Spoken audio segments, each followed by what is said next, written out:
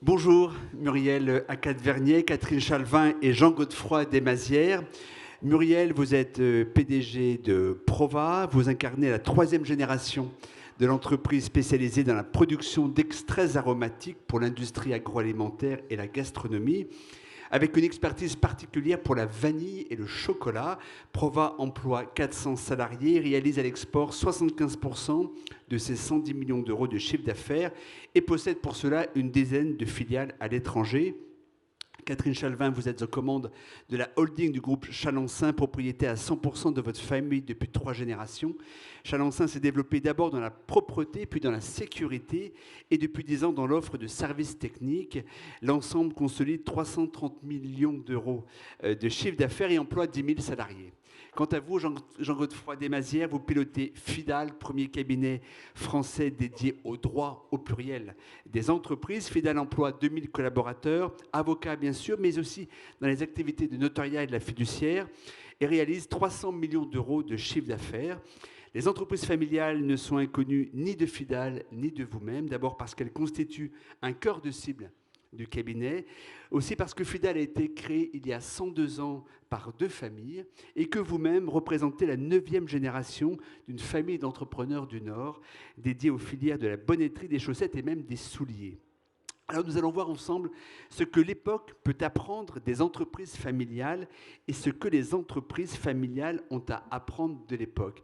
Qu'est-ce que ça vous inspire justement, cette ligne, Muriel ? Ce que les entreprises, bonjour à tous, bonjour à toutes aussi. Ce que les entreprises apprennent des sociétés de l'époque, enfin les entreprises apprennent de l'époque. Je vais donner des exemples. Quand j'étais aux États-Unis, j'ai été invitée par un client américain pour participer à sa réunion d'entreprise avec tout son personnel. Et puis, à un moment donné, il pose une question à l'ensemble de son personnel et il leur dit « Qu'est-ce qui est le plus important pour vous dans la vie de tous les jours ?» Alors, on s'imagine que les réponses vont être du style « Je suis heureux quand je viens au boulot, j'ai des collègues sympas, on me donne les bonnes conditions pour exercer mon métier et mes talents. » 100% des réponses, c'était « ma famille ». Et alors, ça fait réfléchir. J'ai un autre exemple. Quand nous recrutons, je demande souvent aux candidats quelles sont les raisons pour lesquelles vous rejoignez notre entreprise. Et bien souvent, enfin dans beaucoup des cas, ils nous disent parce que vous êtes une entreprise familiale. Alors je dis bah oui, d'accord, mais enfin quelle est la différence entre une entreprise familiale et une autre? Ils me disent dans les entreprises familiales, il y a un attachement à l'humain. Et vous avez une vision à long terme. Donc ça, ils l'intègrent.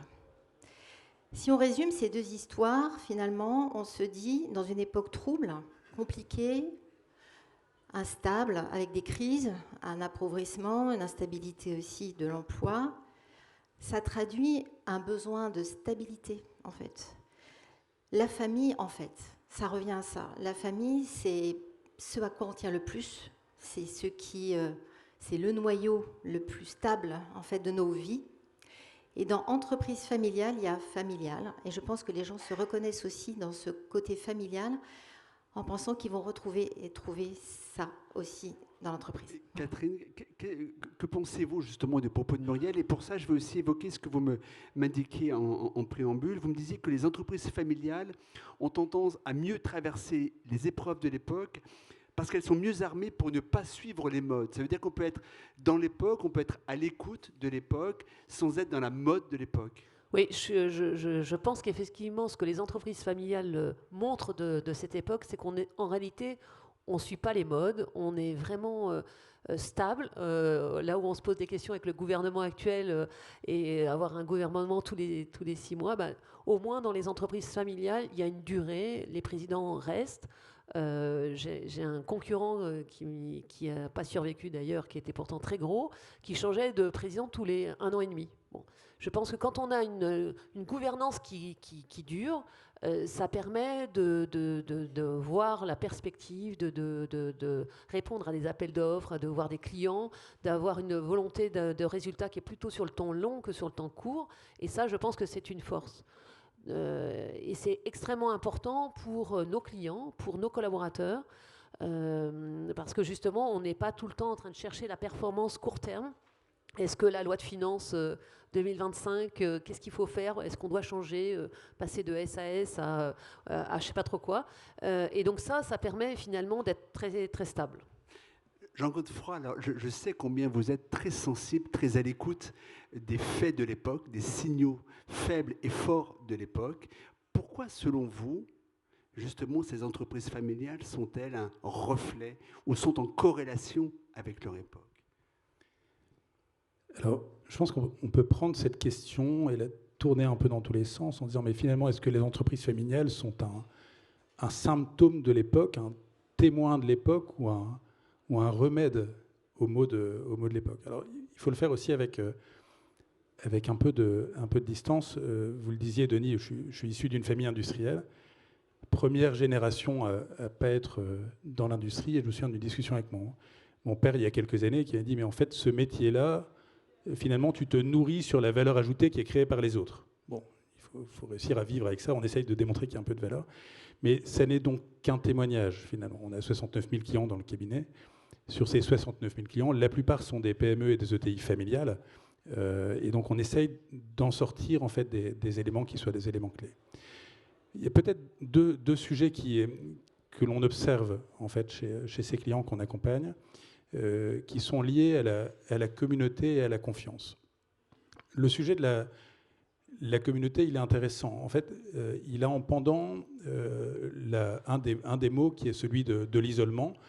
Ce mal de l'isolement, tous les dirigeants le connaissent, qu'ils soient dans des entreprises familiales ou des entreprises non familiales. Quand on n'a pas le besoin en fonds de roulement qu'il faut, quand on n'arrive pas à faire les payes, ben on est tout seul face à sa banque, tout seul face à ses salariés, mais on est tout seul. Et la famille, c'est la communauté sans le communautarisme. C'est finalement être avec un ensemble de personnes qui vont comprendre les enjeux, avec qui on va pouvoir partager, avec qui on va pouvoir se livrer. Et on a le sentiment, et c'est un témoignage, qu'un dirigeant qui est au sein d'une famille, en réalité, se sent un peu moins seul, donc il peut être un peu meilleur. Le deuxième sujet, c'est celui de la confiance. Il y a quelques jours, dans le monde politique un peu tourmenté qu'on connaît actuellement, Patrick Martin prenait la parole et disait « Mais n'oubliez pas qu'en quelques jours, on est en train de déconstruire tout ce qu'on a construit depuis quelques mois, parce que l'économie, c'est la confiance. Et l'économie, ça n'est que la confiance. Et on va bouger un petit peu, c'est un lien avec de la confiance. Et donc là, sur cette partie-là, c'est aussi essentiel. Est-ce que finalement, et c'est une question qu'on va laisser ouverte pour la suite, mais est-ce que l'entreprise familiale ne ferait pas plus confiance à ses équipes, à ses clients, à ses fournisseurs qu'une autre entreprise? Lorsqu'on a préparé ce débat, vous avez aussi insisté sur l'exercice de la responsabilité qui est particulièrement prégnant et un peu distinct d'ailleurs parfois dans les entreprises familiales. Une conscience de la responsabilité qui est aiguë parce que la responsabilité des dirigeants familiaux est engagée en permanence, elle est sans filet, elle se fait bien sûr à l'égard de l'écosystème comme toute entreprise, mais aussi à l'égard des membres de la famille actionnaire et même de l'histoire de l'entreprise qui peut être parfois lourde, cette histoire à porter. Comment ça se décrète et surtout, puisque c'est lié, on va parler forcément de gouvernance, comment penser la gouvernance d'une entreprise familiale pour qu'elle capitalise sur les atouts, notamment en matière de responsabilité, et qu'elle comble les défaillances, la friabilité qui est elle aussi propre à cet excès de responsabilité. Alors, la responsabilité, elle est effectivement, enfin, c'est assez simple de prendre un exemple pour s'en rendre compte. Un dirigeant qui est un dirigeant extérieur à une famille qui va arriver dans un groupe, il a un mandat. Il a un mandat, il va faire de son mieux pendant le mandat. À la fin de son mandat, il est reconduit s'il est bon, il arrête son mandat s'il l'a été un peu moins ou s'il est frappé par la limite d'âge. Mais là, s'arrête sa responsabilité. Lorsqu'on a une entreprise qui est une entreprise familiale, qui est installée sur un territoire, alors il y a des entreprises familiales dont le territoire est le monde, mais partons du principe que pour les plus petites, elles ont ça en commun. Elle est installée sur un territoire. L'entreprise, M. Villeroy en parlait tout à l'heure, peut être éponyme, c'est-à-dire porter le nom de la famille. Qu'est-ce qui se passe si on ne paye plus les fournisseurs? Qu'est-ce qui se passe si on pollue demain? Et qu'est-ce qui se passe si on traite d'une façon non correcte en fait, les équipes que l'on a et qu'on a une réputation d'employeur qui est terrible? La responsabilité, elle n'est pas du même ordre. Elle est une somme finalement de la responsabilité propre du dirigeant, mais aussi de la responsabilité qu'il a accepté d'endosser pour le compte de l'ensemble de sa famille, parce qu'il est responsable pour l'ensemble de la famille qui est derrière, vis-à-vis du territoire, vis-à-vis des équipes et vis-à-vis des parties prenantes. Lorsqu'on a une entreprise qui est en difficulté, je reprends cet exemple-là parce qu'il est criant, lorsqu'on a une entreprise qui est en difficulté, avant de déposer, avant de planter les fournisseurs, quelqu'un qui porte le même nom que sa famille va se poser la question de l'honneur de sa famille. Et ça a été comme ça pendant des siècles, en fait, en réalité. Donc, la couleur n'est plus tout à fait la même. On passe d'une responsabilité individuelle à une responsabilité collective, assumée et lourde, en fait, en réalité. J'aimerais qu'on parle, Muriel et Catherine, d'un sujet qui vous concerne directement, qui est la manière d'intégrer dans l'entreprise les jeunes générations, en l'occurrence vos enfants, ou peut-être aussi les conjoints, conjointes, je ne sais pas, de vos enfants. Des enfants qui, par définition, sont dans leur époque, et le regard qu'ils portent sur leur époque n'est pas forcément partagé par vous. Quand on a préparé, là aussi, il y a quelques jours, on s'est vu à côté de Paris, et vous me disiez, Catherine, pointer du doigt un moindre goût à l'effort de cette jeune génération. Est-ce que là, il y a un vrai défi, justement, un vrai challenge pour intégrer ces jeunes ? Alors, moindre goût, je ne sais pas, mais en tout cas, c'est clair que l'effort, quand on est chef d'entreprise, on est plutôt matelot sur le vent des globes que sur la croisière s'amuse du Club Med à savoir combien de tickets de cocktails on va avoir.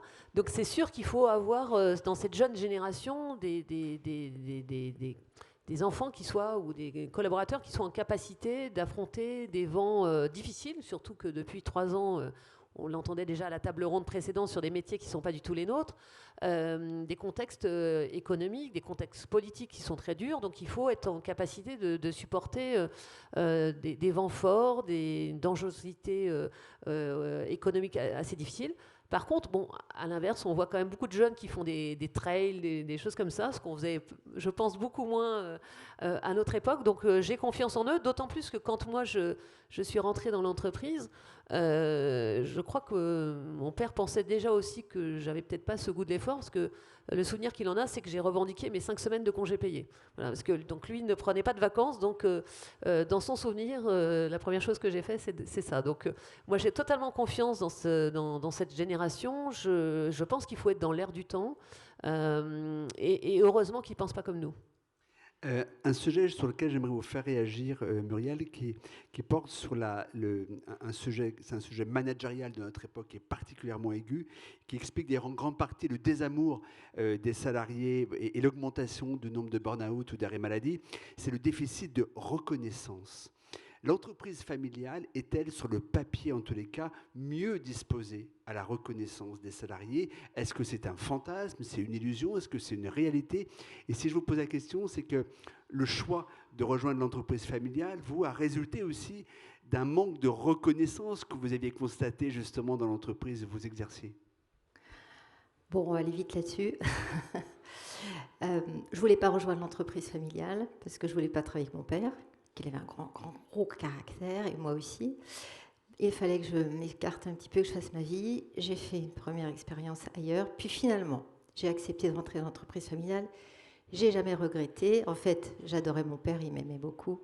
Il a été un grand mentor pour moi. Donc, mais bon, il y avait un petit sujet, effectivement. Tant que j'étais pas chez lui, je sentais que il m'appelait, en fait. Il voulait que je rejoigne l'entreprise, et je sentais un peu ce manque de reconnaissance qui me blessait un peu. Donc j'ai dit, ok, très bien, je vais bosser avec toi, comme ça, c'est bon, je suis là où tu veux que je sois. Et j'étais prête aussi, hein. Il fallait que je passe par ce chemin. C'est la réponse à cette question. Voilà. Et alors justement, Catherine, vous avez une sœur qui travaille, qui est salariée d'une entreprise, et vous avez mesuré avec elle justement ce décalage de reconnaissance dans le travail et par l'entreprise. Je pense que toute situation dépend aussi du cadre familial. Je pense que je pense qu'au départ, elle n'a pas voulu rentrer aussi parce qu'elle s'est dit c'est beaucoup de poids, c'est beaucoup de travail. Et finalement, je pense qu'elle mesure aujourd'hui que d'être aussi à l'extérieur, c'est beaucoup d'énergie. Et qu'au moins dans l'entreprise familiale, on a de la part des autres membres de la famille une mise en lumière qui est quand même extrêmement forte. Et puis sur les jeunes générations qui arrivent aussi, surtout que pour ma part aussi, c'est une société éponyme. Donc quand on voit dans le métro des sacs poubelles Chalençon, mes neveux sont très fiers, même plus que mes enfants. Voilà, donc je pense que oui, ça, et dans une époque où les jeunes ont besoin de sens, je crois que pour compléter ce que Muriel a dit tout à l'heure, je pense qu'effectivement, on apporte ce sens. C'est-à-dire qu'on voit concrètement, souvent parce que les organigrammes sont plus petits, souvent parce qu'effectivement, on essaye d'expliquer peut-être un peu plus où on veut aller, on arrive peut-être plus facilement à donner du sens à chacun des postes, que ce soit en comptabilité, que ce soit en paye, que ce soit dans les équipes commerciales. Et ça, je pense que pour les générations à venir, c'est extrêmement fort. Les entreprises familiales, on le sait, peinent parfois, quelque chose leur fait parfois défaut, c'est l'attractivité auprès des jeunes, pas seulement des descendants d'ailleurs, mais aussi de n'importe qui pourrait venir travailler, n'importe quel talent qui pourrait venir travailler dans l'entreprise. Alors le problème débute d'ailleurs souvent dans le discours des écoles de commerce, on le sait, mais les entreprises familiales elles-mêmes ont une pudeur ou une discrétion qui les pénalise. Tout à l'heure, on a parlé de modernité avec Étienne Klein. Selon vous, et je m'adresse peut-être à Jean Godefroy, vous qui voyez un large panel d'entreprises familiales, où débute le levier de pédagogie pour justement donner de l'image, des entreprises familiales, une image enfin attractive? Nous sommes en train de changer d'époque. Alors vous allez me dire, ça fait des siècles qu'on change d'époque tout le temps, mais on change d'époque quand même. Étienne Klein vous dirait qu'effectivement, à chaque instant, on change d'époque. On n'arrête pas de changer d'époque. On le voit néanmoins assez fort sur les campus des écoles, les grandes écoles, les écoles d'ingénieurs, etc. Les aspirations ne sont plus tout à fait les mêmes. Pendant un temps, il me semble qu'on est à la fin de ce temps, il était quand même de bon ton de commencer dans un grand groupe. Et on commençait sa carrière dans un grand groupe parce qu'on était très fiers du nom, on était fiers de la formation, etc. Et on passait finalement sous silence parce qu'on n'en était pas conscient, parce que c'était moins important, tout un ensemble de faits qui pouvaient heurter les valeurs profondes en fait, des jeunes qui rejoignaient les groupes. Ça change. Ça change aujourd'hui. Vous trouvez franchement que ça change? Oui, ça change. Ça change. On le voit on le voit notamment sur les campus. Si vous allez au forum des métiers, ils ont tous des noms différents, mais sur les campus, que ce soit à Jouy, sur le plateau de Saclay ou dans d'autres lieux, les grands groupes font beaucoup moins rêver. Les grands groupes font beaucoup moins rêver. De plus en plus, on a des promos entières en fait, qui vont dans des groupes qui sont plus petits, mais qui sont plus en phase avec les valeurs qu'ils ont détectées finalement un petit peu plus tôt. Donc j'aime bien cette question de la mode, se dire mais finalement, est-ce que les entreprises familiales ne seraient pas moins sensibles à la mode? Moi, j'aime bien cette idée de ne pas être sensible à la mode, ça me permet de pouvoir continuer à porter une cravate, mais sur le fond, il y a un autre sujet qui est de dire mais finalement, est-ce que la mode nous aliène pas un petit peu? Et j'ai le sentiment que ça change et que les entreprises familiales ont quelque chose à apporter qui est justement quelque chose d'un peu sur mesure sur la carrière et qui permet peut-être à des jeunes diplômés de mieux s'épanouir. Alors, je voudrais compléter, parce que je ne partage pas totalement ce que vient de dire Jean Godefroy. Je suis d'accord sur le changement d'époque et je suis d'accord que sur les campus, peut-être que c'est moins facile pour ces gros groupes d'embaucher. Par contre, j'ai l'impression qu'on est passé de ces très gros groupes à auto-entrepreneurs, start-up, et que nous, au milieu, on a loupé notre tour. Et là, je pense que c'est notre faute, parce qu'effectivement, on a une certaine pudeur, voire un goût vraiment fort pour l'ombre. Et donc là, je compte sur vous, notamment pour redire les chiffres que vous nous avez donnés il y a quelques jours, parce que je pense que c'est les chiffres qui vont fatalement être notre meilleur ambassadeur en disant le nombre d'entreprises, le produit qu'on offre, les chiffres d'affaires, la résilience, etc., qui vont montrer à toutes ces jeunes générations l'intérêt de ces entreprises et finalement qu'on est très nombreuses à la fois en France et puis dans le monde, puisque vous nous aviez donné des chiffres sur le monde qui étaient pour ma part inconnus et très impressionnants. Je ne les ai plus en tête, je suis désolé. Je sais plus, j'avais en tête 60% des entreprises, la production du PNB Monde était liée à des entreprises familiales. Alors j'espère que c'est le bon chiffre, mais en tout cas, c'était. Ce n'est pas moi qui ai sorti ce chiffre-là. Non, c'était pas vous, mais c'était une autre table ronde. Mais en tout cas, c'était très impressionnant. Donc voilà, je pense qu'il faut montrer ça. Comme les artisans ont fait des belles campagnes de pub sur nous sommes le premier métier français, et ben je pense qu'il faut montrer aussi notre valeur économique parce que c'est vrai que c'est difficile pour nous, entreprises, d'être mis en avant. Monsieur Leclerc le fait très très bien, mais voilà, il faut vraiment un talent et c'est pas toujours simple. Donc peut-être avec des chiffres, au moins, ça réconcilierait tout le monde. Un sujet qui vous concerne toutes les deux, mais sujet auquel Jean Godefroy peut aussi bien sûr réagir, et qui est un sujet d'époque, évidemment, c'est le sujet du patriarcat. Et on sait que dans les entreprises familiales, la logique patriarcale, le biais misogyne, résiste encore assez fortement. Vous avez peut-être ou pas été justement victime, entre guillemets. J'en discutais il y a quelque temps avec Marie-Hélène Peugeot-Roncoroni qui nous expliquait, c'était passionnant justement, les étapes par lesquelles elle est passée pour asseoir sa légitimité de femme. Est-ce que vous partagez justement cette analyse et surtout que faut-il faire selon vous pour aller encore plus loin pour que la légitimité d'une femme successeur devienne complètement naturelle? Bon, alors on est une minorité, c'est clair. 18% peut-être des dirigeants sont des femmes. Il se trouve qu'aux États-Unis, je suis à quota. I'm a certified woman-owned company, ce qui permet à mes clients d'avoir des bénéfices. Bon, voilà, je suis une minorité visible. Bon, patriarcat, quand j'ai rejoint l'entreprise familiale, mon père m'a quand même dit « J'aurais préféré que tu sois un homme ». Alors je lui dis pourquoi tu me dis ça? Il me dit tu comprends, les femmes, elles ont aussi leur famille à gérer, etc. Évidemment, quand il rentrait à la maison le soir, il mettait les pieds sous la table, maman faisait tout, y compris sa valise pour voyager. Donc je lui ai dit mais non, mais tu sais maman, les femmes modernes, elles savent tout faire, etc., etc. Bon, j'y suis à peu près arrivée, mais pas toujours. J'ai dû mettre aussi mes enfants en pension. C'est une autre histoire. Donc oui, les femmes font beaucoup. Le patriarcat, là, pour le coup, j'en veux pas à mon père, en fait, parce que c'est vrai que c'est un homme d'une autre époque, d'une autre génération. Et puis finalement, il a été très respectueux de moi en tant que fille et il m'a donné des responsabilités. Ça a été formidable. Et vous, Catherine? Alors, bon, je pense que quand même les choses changent énormément et là-dessus, je fais totalement confiance à notre époque sur ce point. Même si j'ai été très surprise, il y a 4 ans, j'étais chez un prospect à qui j'expliquais le parcours, qui me félicitait en disant bravo pour la croissance de l'entreprise, etc. Et puis d'un seul coup, il me dit mais vous n'aviez donc pas de frère. Et là, je pense que comme dans les dessins animés, ma mâchoire est tombée. Et il m'a dit non, c'est pas ce que je voulais dire. Et donc, franchement, le gars était jeune en plus, il avait au moins 10 ans de moins que moi, donc je suis. Bon, donc oui, c'est pas gagné. Comme quoi, gagné. Le sujet reste un petit peu d'actualité quand même. Exactement, c'est pas gagné, mais bon, franchement, je pense que ça, voilà, on peut en rire, donc ça veut dire que c'est passé. Même si dans mon secteur d'activité, donc je suis dans la propreté et la sécurité. C'est quand même un métier où la sécurité, il y a quand même très très majoritairement des hommes. Et la propreté, alors on est à 50-50 et on a un bel index homme-femme, mais nous nettoyons, comme je disais tout à l'heure, le métro. Dans le métro, c'est travailleurs de nuit, donc beaucoup d'hommes.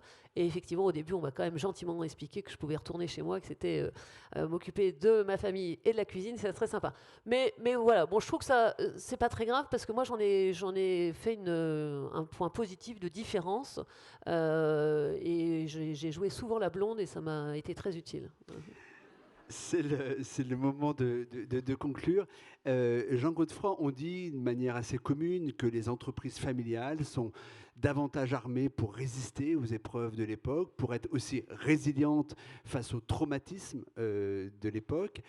Est-ce que face aux épreuves très spécifiques que nous traversons aujourd'hui, est-ce que vous pensez que réellement elles sont mieux résistantes ou est-ce que finalement ça fait partie des lieux communs qui n'ont pas de fondement véritable?